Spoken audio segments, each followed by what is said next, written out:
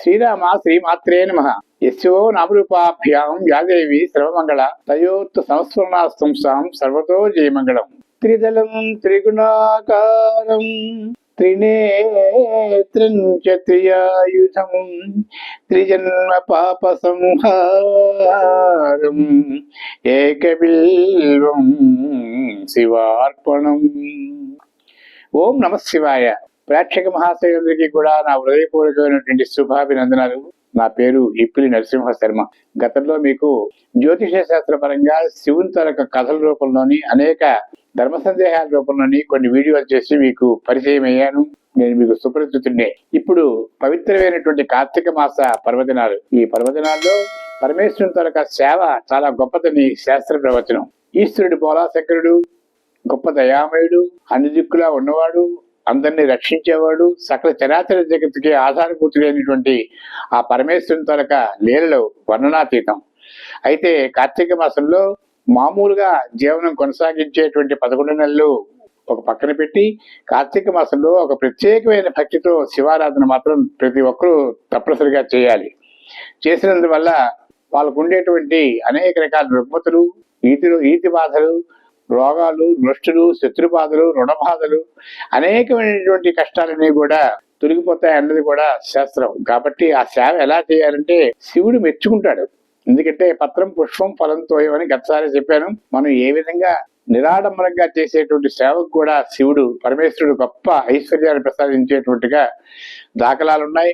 రాక్షసులు కూడా వరాలు ఇచ్చి మళ్ళీ తనపైకి ఒక అపప్రదం తెచ్చుకొని మళ్ళీ వాళ్ళు సంహరించే విధంగా మళ్ళీ ప్రయత్నాలు చేస్తూ ఉండేటువంటి దయామయుడు. కాబట్టి మనందరం కూడా ఈ పవిత్రమైనటువంటి దినల్లో ఓం నమశివాయ అనే పంచాక్షరి మంత్రాన్ని రోజుకి 11 సార్లైనా చదివేటట్టుగా మనం అవకాశం కల్పించుకోవాలి. తర్వాత ఎక్కడైనా శివలింగం కనిపిస్తే ఆ స్వామికి దగ్గర కొంచెం ఆవునేతో దీపం పెట్టి ఓ పురుషుని నీళ్ళు శివలింగంపై వేసి ఒక మారేడు దళాన్ని కానీ లేకపోతే ఒక పువ్వు కానీ పెట్టి నమస్కరిస్తే చాలు.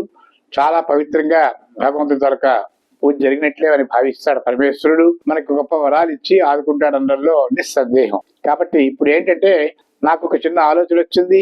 శివుని తాలూకా చరిత్రలన్నీ కూడా సంస్కృతంతో ఉన్నాయి. అవన్నీ అర్థం కావడం కష్టం. కొన్ని జీర్ణించుకునేటువంటి శక్తి మనకున్న వాటిని ఒక భాషలోకి పెట్టి నలుగురికి అర్థమయ్యే విధంగా చెప్పడం అనేది మాత్రం చాలా కష్టసాధ్యమైనటువంటి పని. వేదవాంగ్మయంలో శివచరిత్రలు గొప్పగా ఉంటాయి. అయితే అవన్నిటినీ కూడా మనం అవపోసర పెట్టలా చెప్పడంలో మాత్రం సామాన్య భాషలో ప్రజలకు అందించగలగడం గొప్ప సాహసంతో కూడిన పని అని మీకు ముందే చెప్పాను. అయితే పరమేశ్వరుని తన కృపతో ఈ 30 రోజులు కూడా చిన్న చిన్న కథలుగా స్వామివారి తరగ చరిత్రల్ని నేను చెప్పాలనే ఒక సంకల్పంతో నేను ఈ వీడియో చేస్తున్నాను. ఇప్పటికే చాలా కథలు చేశాను. అవన్నీ కూడా మీరు వినే ఉంటారు. ఇవాళ కథ ఏంటంటే పరమేశ్వరుడు పోలాశంకరుడు. అతడు నిశ్చల జీవి. ఎక్కడ ఉంటాడో తెలీదు. చేవులో ఉంటాడో, పాములో ఉంటాడో, పొట్టులో ఉంటాడో, చెట్టు మీద ఉంటాడో, ఆకాశంలో ఉంటాడో, అందుకోసం ఎక్కడ మనం గమనించడం. నిరాకారుడు. ఆకారం అనేది లేదు, కానీ అన్నిటా ఉంటాడు అన్నది సత్యం. కాబట్టి మన వేదనలు, మన తరగ చర్యలు అన్ని అతను గమనిస్తూనే ఉంటాడు అన్నది కూడా పెద్దవాళ్ళు చెప్తారు. ఈ ఒక సాధారణ రైతు ఒక 5 ఎకరాలు భూమి ఉండేటప్పుడు ఆ భూమి మీద ఏదో పంటలు పండించుకుంటూ కుటుంబాన్ని పోషిస్తూ వస్తున్నాడు. ఆ రైతు తరక జీవన విధానాన్ని మనకి ఆ రైతు ద్వారా మనకి ఏం తెలుస్తుందో అన్నది ఈ కథ తరక సారాంశం. అయితే రోజు కూడా పొలం పని చూసుకుంటున్నాడు, భార్య బిడ్డలు పోషించుకుంటూ వస్తున్నాడు. అది బీడు భూమి. ఆ బీడు భూమిని ఎంత బాగు చేసేది వర్షాధార భూమి. వర్షం పడితేనే ఏదైనా పంటలు పండుతాయి, లేకపోతే మాత్రం అక్కడ ఏ పంట పండదు. అనేక రకాల ఇబ్బందులు ఉంటాయి. ఇవన్నీ కూడా ఆ పంటల ద్వారా తనకు ఏమాత్రం లాభం లేదు. అయినా భూమి వదులుకోలేదు. అదే తల్లిగా భావించి అలాగే సాగు చేసుకుంటూ జీవనం గడుపుకుంటూ వస్తున్నాడు. ఒకసారి ఒక ఆలోచన వచ్చింది. ఇక్కడ ఏదైనా ఒక బావి తవ్వితే అది మనకి ఈ 5 ఎకరాల భూమికి కూడా నీరు అందితే ఏవైనా పంటలు వేసుకోవచ్చు కదా అని తనకు ఉండేటువంటి ఆర్థిక స్తోమత కూడా కొంచెం తక్కువైనప్పటికీ ఏదో ప్రయత్నం చేసి కొంతమంది కూలీలు పెట్టి ఒక 50 అడుగుల వరకు కూడా ఒక దగ్గర బావి తవ్వడానికి ప్రయత్నం చేశాడు. అందులోనే ఒక చిన్న శివలింగం అతనికి తారసపడింది ఆ మట్టిలో. భార్య గొప్ప శివభక్తురాలు. చాలా సంతోషిస్తుంది. ఈ శివలింగం దొరికింది. అది తప్పటి మనం పూజలు పునస్కారాలు అంటే మన వల్ల కాదు, మనం చెయ్యలేం.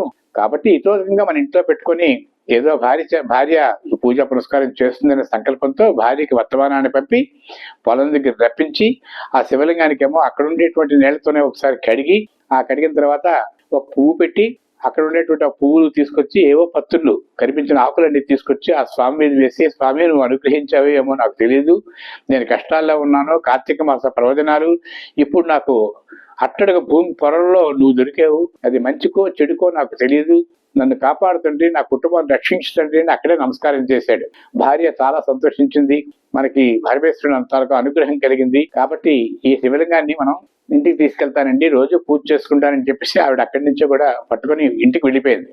సరే, చాలా రోజులు గడిచింది, అందులో ఏమాత్రం ప్రయోజనం లేదు. ఆవిడ పూజలు చేస్తూనే ఉన్నది, రైతు కష్టపడుతూనే ఉన్నాడు, భూమి అలాగే ఉంది, వర్షాలు లేక కరువు కాటకాలు అలాగే ఉన్నాయి. ఈ రైతు మాత్రం విసుగొచ్చింది.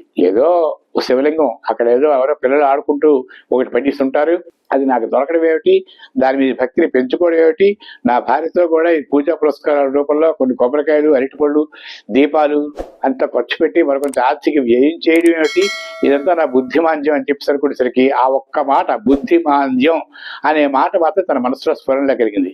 అప్పుడు వెంటనే అతనికి ఒక స్ఫురణ వచ్చింది. ఏంటంటే, ఒకసారి ఇప్పుడు ఒక శివాలయానికి వెళ్తే అక్కడ కాసేపు కూర్చుందో ఎవరో స్వాములు వారు వచ్చి ఈ శివుని తాలూకా కథలు చెప్తున్నారు అనే మాట వింటుండే అక్కడికి సాయంకాలం పని కట్టేసి ఒకసారి విందాం అని చెప్పేసి ఆ స్వాములు వారి దగ్గరికి వెళ్ళాడు. వెళ్ళిన తర్వాత ఆయన ఏం చెప్తున్నాడంటే, అన్ని మాటలు పురాణాల తాలూకా విశదీకరిస్తున్నాడు. అందులో ఒక మాట చెప్పాడు, ఎవరైతే బుద్ధిమాంద్యం గలవారు ఉంటారో బుద్ధిని ప్రసాదించే గొప్ప భక్త సులభుడు, దయామయుడు, పరమశివుడు అని. కాబట్టి ఆ 1000 నామాల నుండి కూడా బుద్ధిమాంద్యానికి కూడా ఒక నామం ఉందని చెప్పేసి అతను ఉచ్చరించడం జరుగుతున్నది. అప్పుడు ఆ మాట మాత్రం తనకి బాగా పట్టుబడిపోయింది. 50 అడుగులు తవ్వాను, నేను ఇంకా ప్రయోజనం లేదు, కాబట్టి నేను మళ్ళీ రెండోసారి మళ్ళీ కూలీల్ని పెట్టి మరొక దగ్గర కూడా మళ్ళీ తవ్వుతున్నాను, మరొక గొయ్యి తీస్తున్నాను. నేనేం తప్పు చేస్తున్నానా? అసలు నీరు పడలేదు, నీరు పడలేక నాది తప్పుడు పనే. ఈ 50 అడుగుల వరకు నేను వెళ్ళడం, ఇంత డబ్బు ఖర్చు పెట్టడం, ఒక భక్తిని కలిగి ఉండడం, తర్వాత ఇవన్నీ మూర్ఖత్వమా? నేను చేసిన అపరాధం ఏమిటని చెప్పేసి మళ్ళీ ఆలోచనలో పడ్డాడు. అదే మాట ఆ బుద్ధిమాంద్యం అనేసరికి జ్ఞాపకం వచ్చి, నేను ఏదో తప్పు చేశాను, నాకు బుద్ధి లేదు అనేటువంటి వాతావరణంలో కాసేపు అలాగే ఆలోచించుకోవడం ఉండిపోయాడు. తరక్కున ఒక ఐడియా, ఒక ఆలోచన వచ్చింది. బుద్ధిమాంద్యమే, నిజంగానూ నేను చేసిన చాలా పొరపాటు, 50 అడుగుల వరకు తవ్విన గొయ్యిని అక్కడే వదిలేసి మళ్ళీ మరికొంతమంది కూలీల్ని పెట్టి మరొక దగ్గర ప్రయత్నం చేస్తున్నాను, అది తప్పు. 60 70 అడుగుల వరకు కూడా అక్కడే తవ్వినట్లయితే నా కష్టాలకు తప్పనిసరిగా నీరు దొరకకపోతుందా అన్న ఆలోచన వచ్చింది. అదే నేను చేసిన పొరపాటు, మళ్ళీ తవ్వుతాను, ఎంతైతే అంతే అక్కడే తవ్వుతాను, 50 అడుగులు కలిసి వస్తుంది అనేటువంటి ఆలోచన వెంటనే స్ఫురణలో కలిగింది. కలిగిన వెంటనే కూడా మళ్ళీ కూలీలను తెప్పించి అక్కడే ఆ గొయ్యితోనే మళ్ళీ తవ్వడం ప్రారంభించాడు. 15 అడుగులు తవ్వేసరికి ఉజ్వలమైనటువంటి జలం వచ్చింది. రైతు ఆనందానికి అవసరం లేకపోయాయి. చాలా పొరపాటు అయిపోయింది స్వామి, మానసిక ప్రశాంతత లేకపోతే ఇలాంటి చిన్న చిన్న పనులే మనకి శాపాలుగా తయారవుతాయి.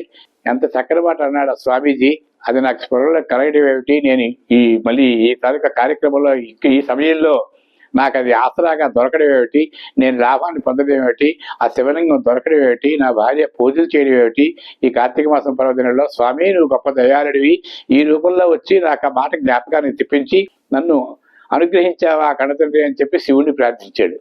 అయితే దీనిలో ఉన్న ఇతివృత్తం ఏమిటంటే, మనం ఇవి కట్టుకథలు అవ్వచ్చు, లేకపోతే వేద పరిజ్ఞానంలో ఎక్కడో దగ్గర ఇవి వినియోగించబడేవి రావచ్చు, మహర్షులు కూడా దీన్ని ఆసరాగా తీసుకోవచ్చు. ఇవన్నీ పక్కన పెడితే మనకు ఉండేటువంటి ఒక సత్యం తెలిసింది.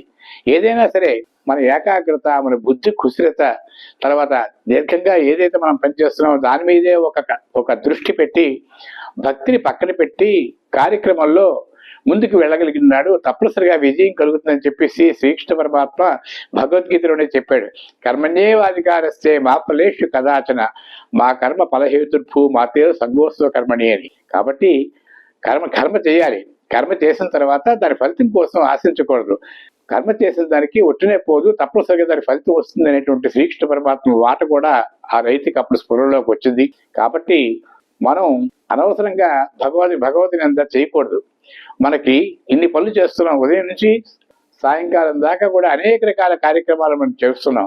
అందులో చాలా వరకు వ్యర్థమైన పనులే. అందులో కొన్ని తగ్గించుకొని భగవన్నామ స్మరణకి అతత ఏదో రాముడో, కృష్ణుడో, శివుడో ఆంజనేయుడో ఏదో ఒక సమయంలో భగవదారాధన ఒక గంట అరగంట కానీ కేటాయించగలిగితే మనకి తప్పనిసరిగా కూడా కొన్ని బుద్ధిమాంద్యం అనేది లేకుండా పోయి పనిలో ఏకాగ్రత, చేసే పనిలో విజయం ఇవన్నీ తటస్థిస్తాయనేది మాత్రం తప్పనిసరిగా జరుగుతుంది. దాని ద్వారా ఈ కథ ద్వారా మనం తెలుసుకున్నాం. ఈ పవిత్రమైనటువంటి దినంలో మనం చక్కగా కృషి చేస్తూ తర్వాత భగవంతుని భారం వేసేటప్పుడు ఏకాగ్రతగా పరమేశ్వరుని తరక సేవ చేసేటంత సేపు కూడా మనసుని ప్రశాంతంగా ఉంచుకొని ఆ దిగ్విజయం అయ్యే వరకు మనకి ఆనందం పూర్తిగా సంతోషదాయకమైనటువంటి చర్య మనం చేస్తున్నామని మనసులో కలిగినంత వరకు కూడా ఆ భగవంతుని ప్రార్థించి మనం తరిద్దాం, ఇతరులను తరింపచేద్దాం. సర్వే జనా సుఖినో భవంతు, సన్మంగళాని భవంతు.